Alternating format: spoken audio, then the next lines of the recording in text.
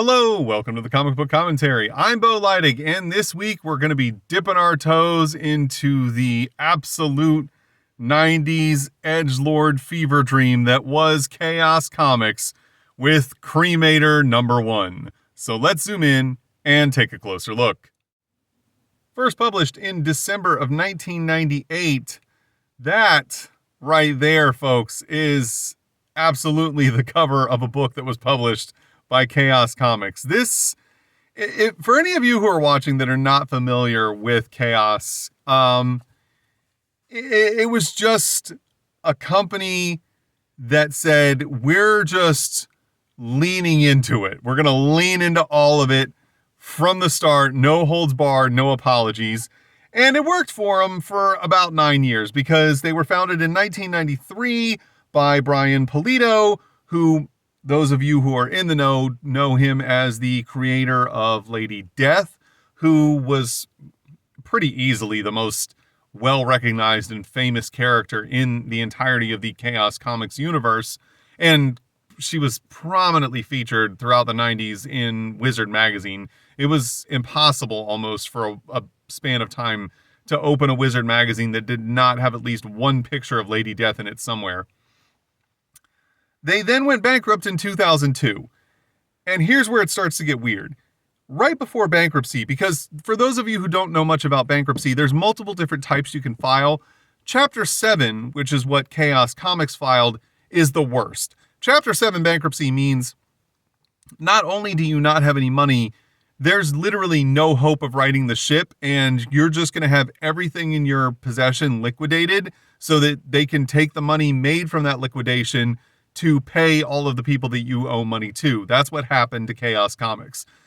But right before that happened, they sold the rights to Lady Death, and only Lady Death, to CrossGen Comics. After they filed for the bankruptcy, because once you file for bankruptcy, you can't sell anything. At that point, the banks get involved, the government gets involved, and they start, basically divvying everything up. The rest of the Chaos library was sold to Tales of Wonder, who was a comic book retailer. Tales of Wonder then immediately sold Chaos to Devil's Due Publishing.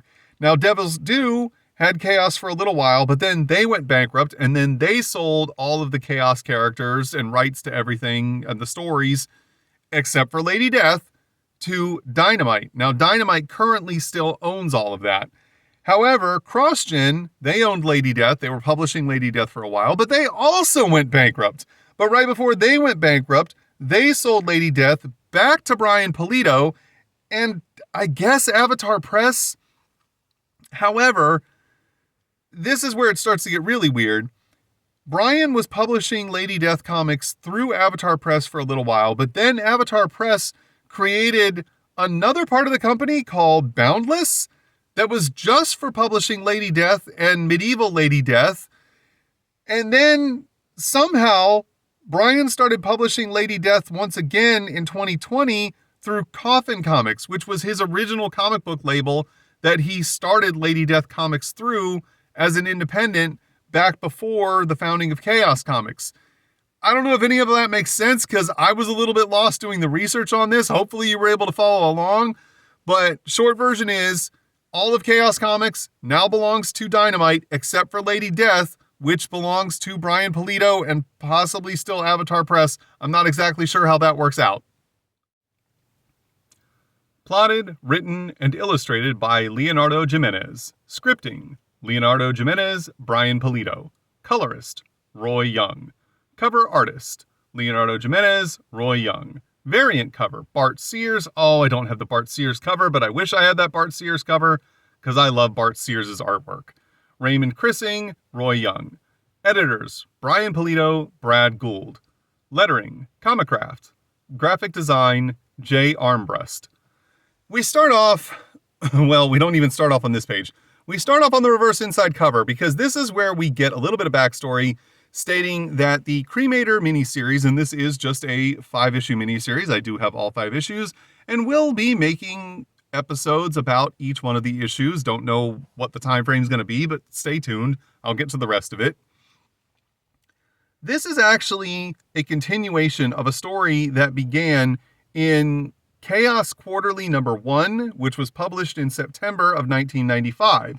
So this miniseries directly follows a story that was first published in a quarterly magazine that takes place, or that was first released more than 3 years prior to the publishing of this miniseries, if that makes any sense. And maybe that's a little bit of insight as to why Chaos ended up having to declare bankruptcy. If this was the way they were doing stuff, maybe, I don't know.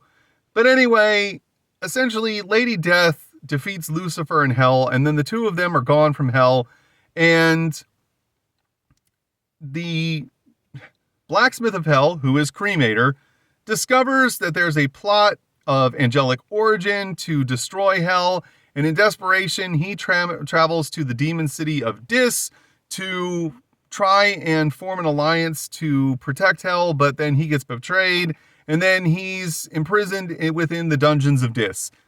That's where all of this starts. I kind of wish I did have Chaos Quarterly #1, because I feel like maybe this would make a little bit more sense if I did, but this is what I got to go with. The story then starts out in this issue with a character known as the Chronicler, who we see is chained up with like a multitude of chains. He's burning within the heat of hell. He's being stung by all these demon wasps. He's up on this raised platform chair with a podium made of human skulls that his book is on, that he's supposed to be recording all of the events that are taking place and the story of hell itself. We also see a lot of tormented souls all down around the floor, all suffering and whatnot. It's actually a really cool image. I'll give him credit for that. But the whole point of what he's doing right now is chronicling the story of Cremator, and this is actually kind of a cool and creative way of them bringing us up to speed on the story thus far and what's going on.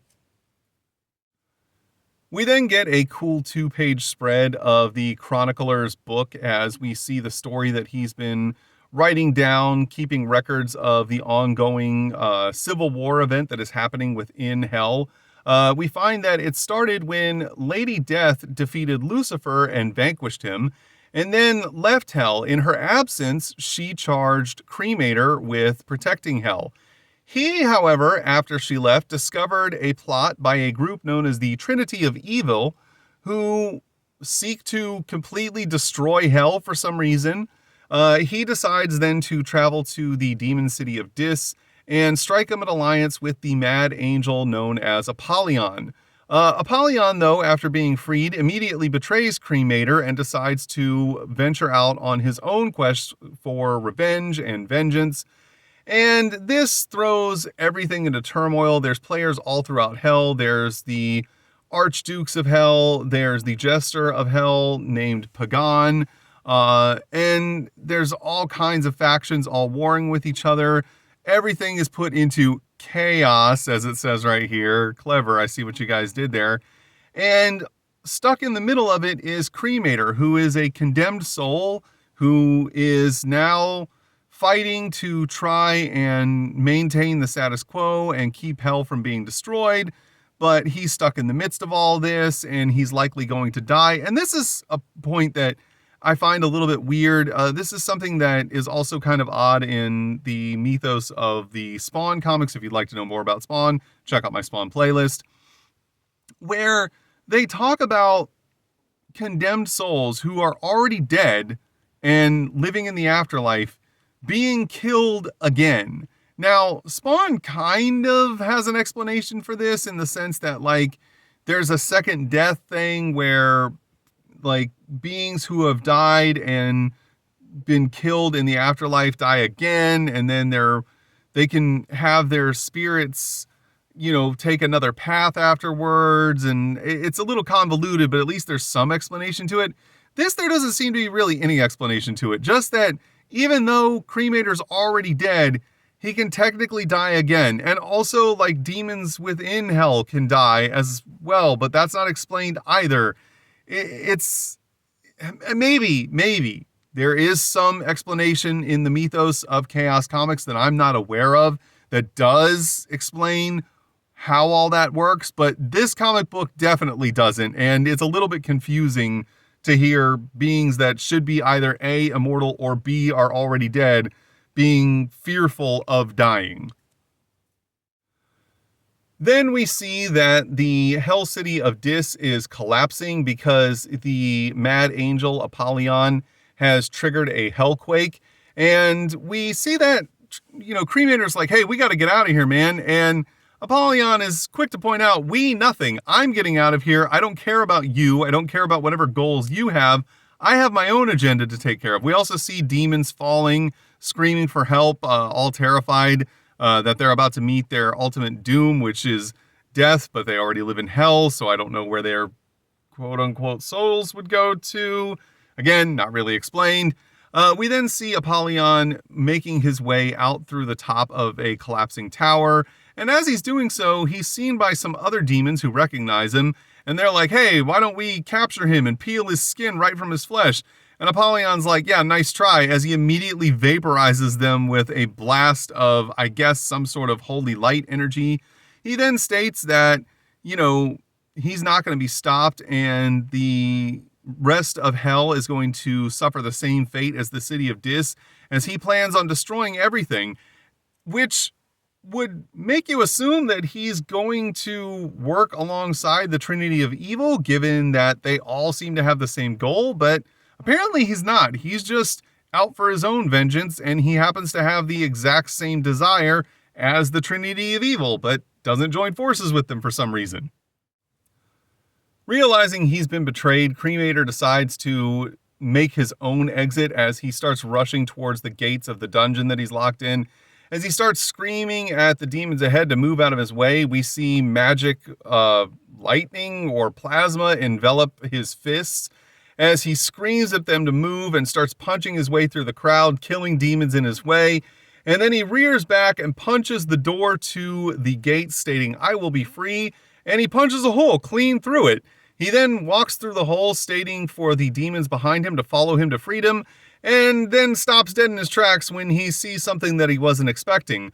However, this is kind of a weird plot hole situation where, A, how was he ever imprisoned in this dungeon to begin with if he could have been doing this the whole time?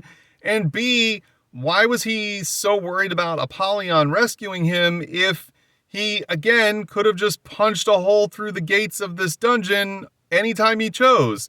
I mean, he's clearly powerful enough to escape, and for some reason wasn't. It's kind of a little bit of a plot hole here, in my opinion. After exiting the demon city of Dis, Cremator is greeted by an entire army of wraiths who all look suspiciously like orcs, and they also have dragons and horses in hell. They apparently are from the outskirts of the bounds of hell and have decided that they were going to conquer the demon city in the absence of Lucifer.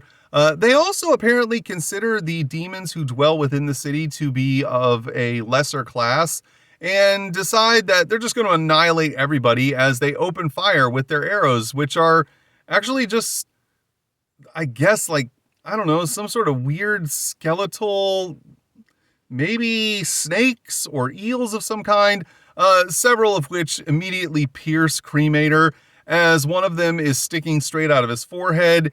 He then screams out, is there no end to hell's madness?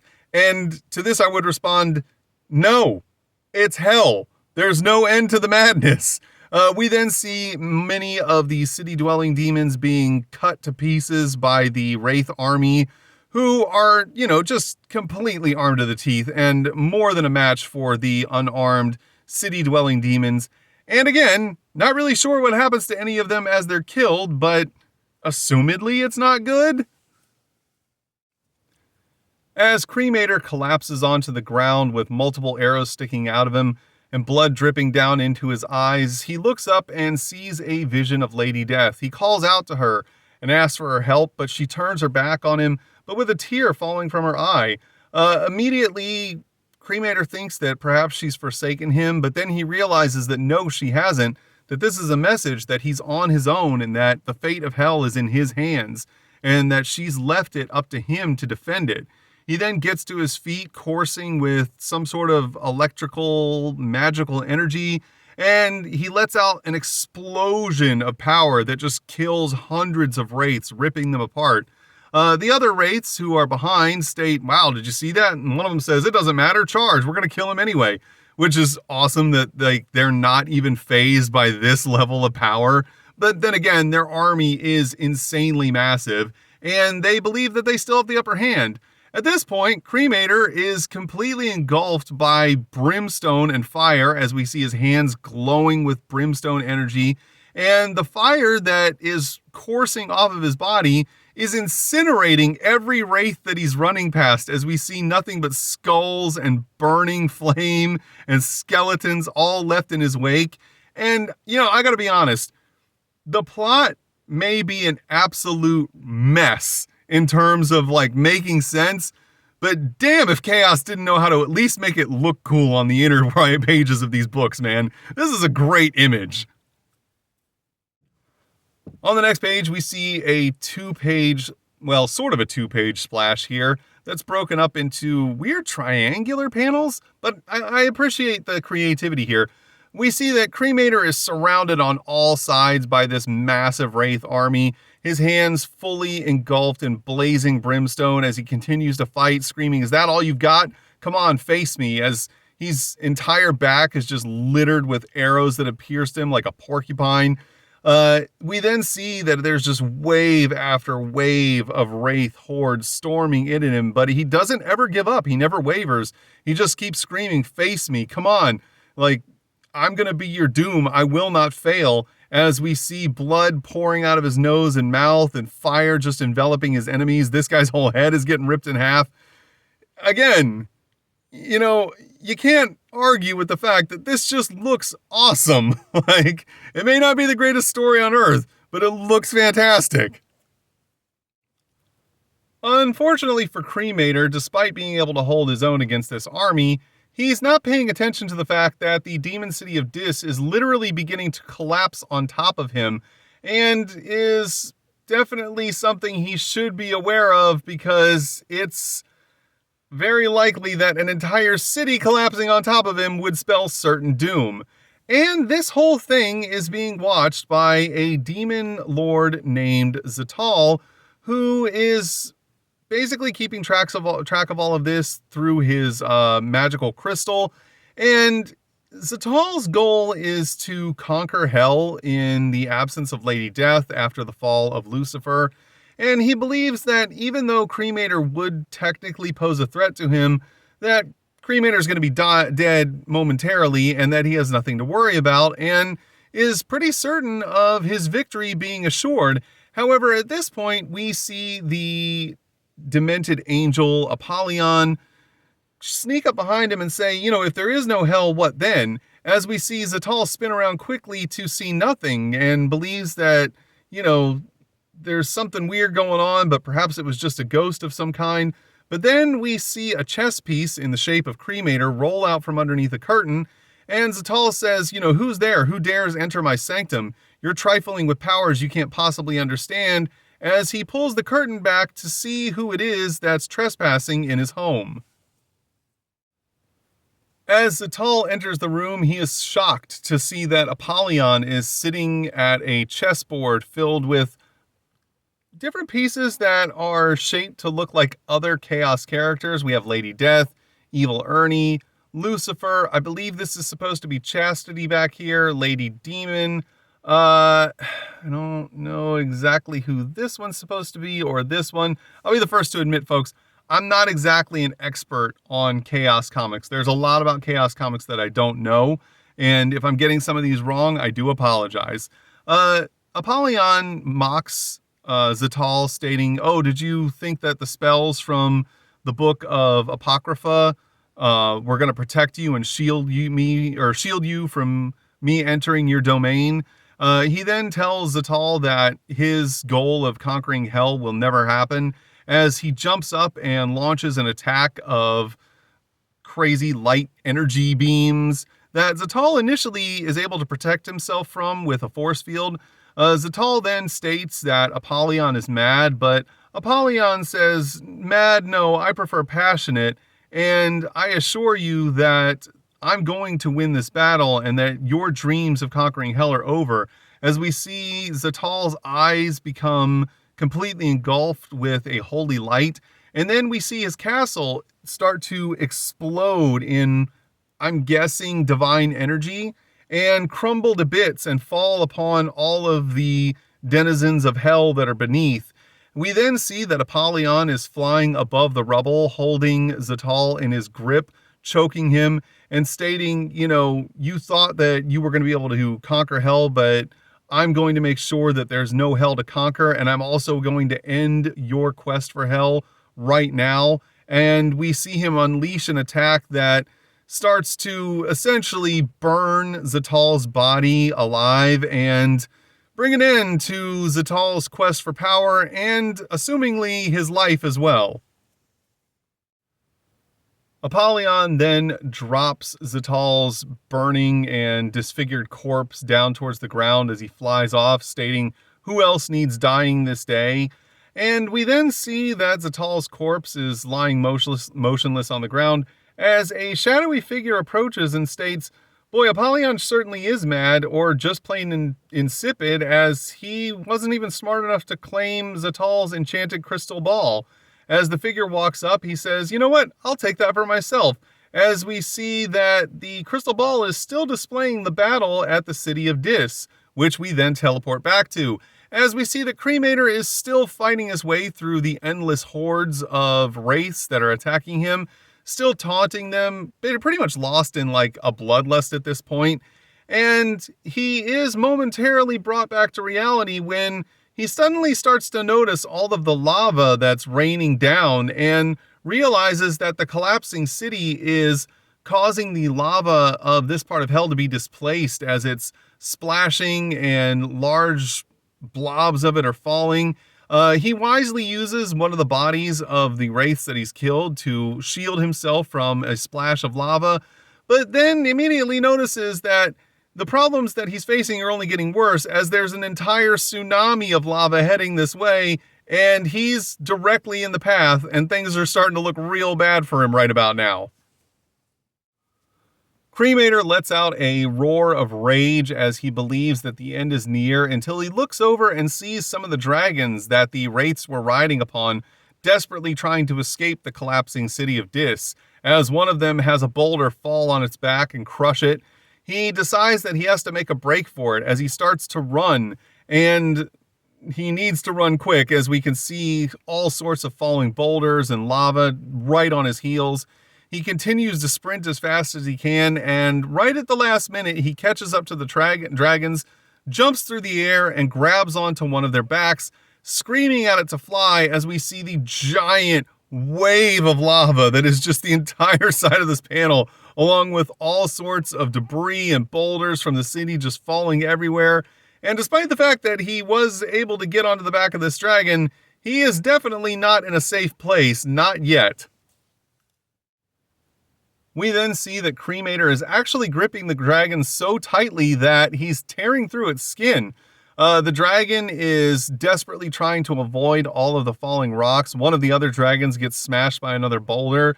As the entire ceiling is collapsing down around them, the dragon makes its way towards an opening in the side of a mountain and gets through. However, at this point, Cremator starts to lose his grip and slips off of the dragon as he falls near some sort of a tower that is in the clouds, falling through the clouds onto the back of a gargoyle covered in spikes, and lands on all the spikes and is pierced like a pincushion, unconscious and bleeding, but somehow still alive, though it seems as though this should kill him, but maybe not. Again, I don't know how the whole life and death thing works for him since he's already dead. And to further drive home the point that he's already dead, in his unconscious state, he actually starts to have a vision of when he died in the human world, as we see his face and he's bound by a couple of demons and he's cursing someone for being betrayed. We then find out that Cremator in his life was actually a Templar knight by the name of Marco, and the man who betrayed him was a man by the name of Matthias. Now, Matthias states that he struck up a deal with the demons of hell for power, and that he plans on using that power to dethrone the false god that Mako and his kind follow, and that the whole thing is very simple. Marco, aka Cremator, starts to, spit back at him that, me and my kin will hunt you down and we will find all of your followers. And just as he's going into his whole revenge tale, suddenly Matthias pulls out the head of Marco's wife, Isabella, and throws it at his feet. This, of course, shocks him as he is now overcome with horror and just absolute sadness for the disembodied head of his beloved wife. He then looks up at Matthias and says, "You will burn in hell for this." And Matthias says, "Perhaps, but you first," as he then pulls out a katana, as we see that Marco, in his last breath, curses Matthias as he brings the katana down and chops off his head. I don't know why Matthias has a katana. It seems odd that he would have a Japanese sword in what is most likely medieval Europe or perhaps the Middle East. But, that's what they drew him with. And we then see that Marco's head is lying on the ground, and it's picked up by none other than Pagan, the court jester of hell, who offers him a deal and states, you and your wife are both dead. One of you will go to heaven and the other one will go to hell, but you get to pick. So in his last act of benevolence, Marco decides to allow his wife to go to heaven so that she's not forever condemned to the suffering in hell, as we see him suddenly awake now as Cremator in hell and realize that he is still alive and still charged with the protection of hell and serving in the stead of Lady Death in her absence. We're then teleported back to the body of Zatal, who has had its arm cut off, as we see the mysterious robed figure who refers to himself as a Joker, which leads me to believe that he is in fact Pagan, is now using the hand, which is still connected to the enchanted crystal, and inscribing some sort of runes and cryptic language on it as he prepares to utilize this crystal for his own gains, and starts to repeat an incantation and state that the crystal now belongs to him, and he commands the crystal in his name to show him who all of his enemies are. The crystal first shows him the archdukes of hell, who are all squabbling amongst themselves over who will now sit on the throne of hell. It then shows him Astaroth, who he is concerned maybe has returned to hell at this point, as Astaroth was Lucifer's trump card. He then is shown the Trinity of Evil, who he is very fearful of.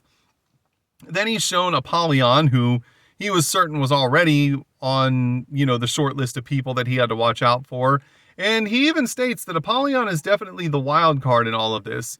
He then commands the crystal to continue to show him who he must fear and who he must, deal with as the greatest threat to him. And it then shows him the spiked gargoyle, and he's like, wait a minute, what is this guy? That doesn't make any sense. It then shows him a trail of bodies and fire, and he wonders, what's caused all this? I do like a mystery, but, I want to know what's going on. As the crystal continues to show the figure all of the dead bodies, he even states, wow, I'm actually pretty impressed. I wonder who this is going to be. And then he realizes that it is, in fact, none other than Cremator, who is still alive. And despite bleeding from all of the multiple puncture wounds on his body and falling down to his knees and being surrounded by wraiths, he's still going and he's still not giving up. And the wraiths are all like, hey, kill Cremator. We got to kill him now. And we realize that this is the end of the issue with Cremator being surrounded, but I feel like it's probably a little early to count him out, despite the fact that he looks like he's about to collapse. On the next page, we get a bunch of advertisements for other Chaos comics with Lady Death, Evil Ernie, Purgatory, more issues of Cremator, Chastity, and Undertaker. I totally forgot before I opened this book up that Chaos had published a run of Undertaker comic books, and I want to find them so bad now. I can't imagine how ridiculous this comic book series has to be. In fact, what I would love to do is be able to get my hands on a full run of the Undertaker comics and compare them side by side to a full run of the Ultimate Warrior comics to see which one is more ridiculous and over the top. I think that would be hilarious.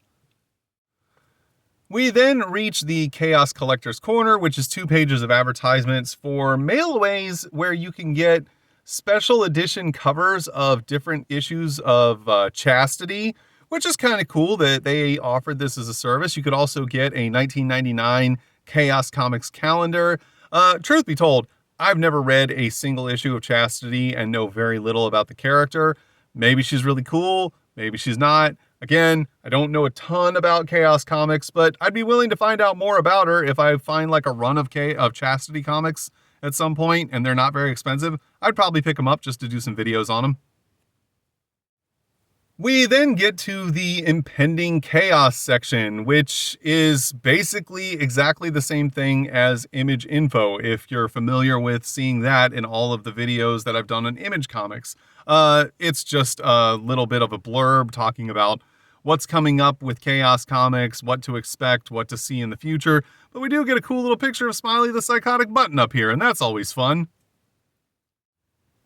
And that was Cremator #1. And overall, I actually really enjoyed this book. You know, for as many shortcomings as the plot had, which, you know, I've definitely read better books than this, it's just a fun ride, man. I mean, say what you want about Chaos Comics, they made a lot of mistakes, and those mistakes ended up costing them into the end, and they ended up having to go bankrupt and, you know, are no longer an independent comic book company, but they never apologized for being exactly who they were. It was sex and violence, TNA, blood and gore, all on full display, just as over the top as they could possibly make it. And a part of me really respects them for doing that. You know, I mean, was it just complete crazy exploitation of a genre?